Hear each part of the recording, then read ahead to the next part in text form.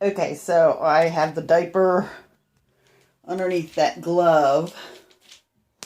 And I also plugged my plugs up.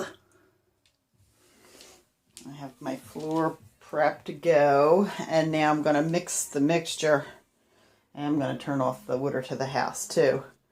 So the one thing I forgot to say, since I washed the tub, I wanted to make sure it was super dry.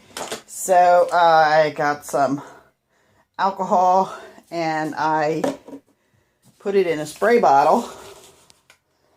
And I sprayed the whole tub, sprayed all around the tub, and dried it with a clean cloth to make sure that there is nothing left in the tub, so that it's completely dry. And hopefully that will help it cure as fast and as good as possible.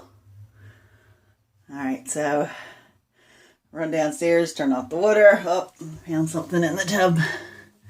I think I better do a little sweep just in case. I'll do a real quick sweep before I start mixing up the stuff. Alright, I'll be back.